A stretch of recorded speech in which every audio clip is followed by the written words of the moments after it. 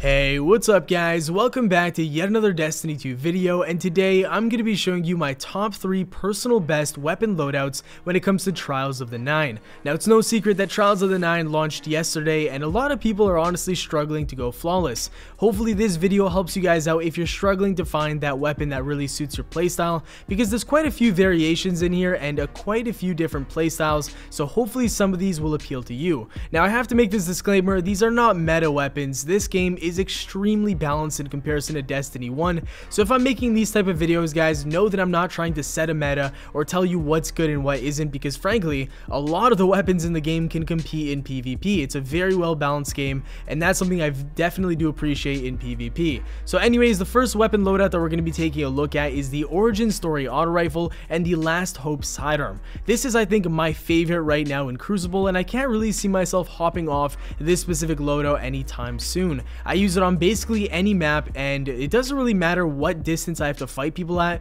Usually I'll die to a Mida if they're extremely far away, but other than that, this thing can basically hold its own at any range. And then of course at close range, the Last Hope is just an absolute melting machine. This has been my secret weapon for probably about a week now since the game launched. I got it on day 1, I checked it out, I used it, I fell in love with it, and it basically reminds me a lot of the Trespasser from the Taken King. At least that's when I believe it came out. The Trespasser was one of those weapons that was my absolute favorite. I really liked that you had to be accurate, and if you were accurate, it was super rewarding at close range. And it's basically the exact same thing. It's a 3-burst sidearm, and at close range, this thing will seriously melt if you're landing all of your shots. In my opinion, I find this to actually have a quicker time to kill than a lot of SMGs out there, so that's just some food for thought. Now, there's 2 things that I want to talk about in regards to the origin story. Now, the first thing is just in general auto rifles, and that is that you can actually crouch shot in this game a lot more effectively than in Destiny 1 in my opinion. For those of you who don't know what crouch shotting is, basically it is spamming the crouch button over and over again using either claw or a scuff controller. This is very effective with auto rifles in this game, and I'm not quite sure why, but it just feels like you can outgun everybody when you do so. Now the second thing, and the reason why I choose the origin story over other auto rifles, is because it has a perk on it where basically every single time you get a kill, the damage is increased, and this stacks up to 3 times. If you do manage to get yourself a double or even a triple kill, then at that point you're just going to be melting people even if you have low health. So that's one reason why I absolutely love this thing. The recoil is pretty predictable, the range on it is absolutely fantastic, and the Last Hope just melts people up close. So that right there is the setup that I'm currently rocking in all things Crucible, and I love it.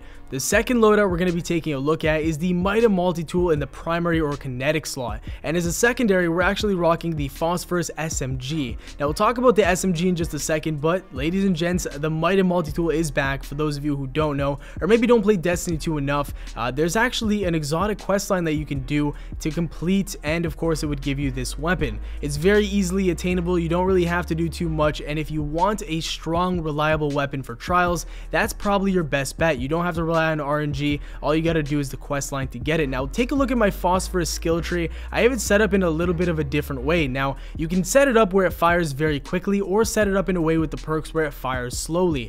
In this gameplay that you're watching, I have it set up in a way where it fires more slowly, so if you want to copy basically the setup and the configuration that I'm using, make sure to lower that rate of fire. And the reason why I do that is just because it feels a little bit more reliable, steady, and easier to land those shots up close. Sometimes I feel like when an SMG fires too quickly, you'll miss a lot of those shots, the range will be incredibly low, and you'll have a lot of fall off damage, and just overall a lot of the bullets won't connect and do a ton of damage. This way around, it actually does an incredible amount of damage, especially if you're trying to finish somebody off once they get into that close range where, you know, the Might is just not that reliable. Now I've played about 40 matches of Trials of the Nine so far in Destiny 2, and although that might not seem like a lot, it's a lot because the game has only been out for about a day now, or I should say the game mode specifically has only been out for a day now. So I've seen a lot of what what people are using. I've experimented with a lot of different loadouts and a lot of subclasses and teammates and stuff like that, and honestly I'm running into a lot of people that are using the Might and Multi-tool.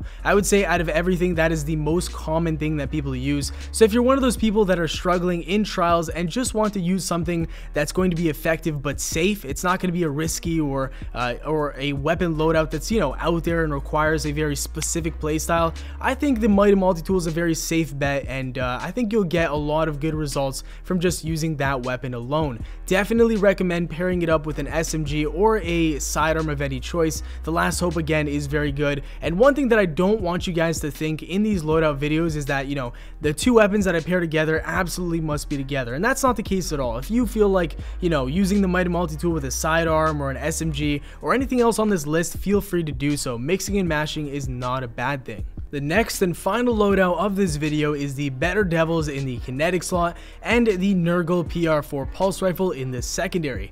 I know both of these weapons together were going to cause a lot of damage in Trials of the 9, but honestly my expectations were absolutely blown away. I didn't really know that they were going to do so well together because I feel like both of these weapons cover the same range. I mean, they're optimal in medium range, but I didn't really know that they could both be so versatile, and that's why I love them so much. Now, I'll talk about the details really quickly, but for those of you who don't know, both of these weapons were powerhouse weapons when it came to the Destiny 2 beta, not only on the PC but also on the Xbox and the PS4. So pairing these two things together cannot go wrong. I mean, they're both very strong weapons, and if you're really not sure what to use and you've tried a lot of things out, then this may be a loadout that you may want to revert to. I mean, the beta itself, these two weapons were strong, and it still feels like they're great to use in the full game. So I basically used the nRGL at a distance, and then whenever somebody got really close and I didn't have time to change weapons to my Better Devils, that's when I actually hip fired with this weapon, and I was honestly very surprised because it was extremely accurate. For a pulse rifle, I was not expecting that, to say the least, and that definitely kind of, you know, impressed me. Now, normally I would switch over to the Better Devils, but one thing that I actually have to mention to you guys, because a lot of people don't know about this other than, you know, the top tier PvP players. So for those of you who don't know, explosive rounds on hand cannons are extremely perk. Like, I'm talking about, that's probably the best perk to have on a hand cannon in the game, and the reason being is because the damage from the explosive round does not have any damage or range of drop off, which means it'll do its full damage no matter where you land the shot from. And so some people getting hit by this weapon will feel like they're getting shot by a Year 1 Thorn or a Hawkmoon, so it literally feels that way. So yeah, that is basically gonna do it for the video, guys. That is all three of the loadouts. I definitely could have made at least 6 or 7 of these loadouts because I'm enjoying PvP so much and I have so many different weapon loadouts, but I did not want this video to be 20 minutes long and waste your time. So thank you very much for watching, guys. I very much appreciate it. If you enjoyed, a like rating would be very much appreciated. Subscribe for more daily Destiny 2 content. Have yourselves a great day, and I'll see you all later. Peace.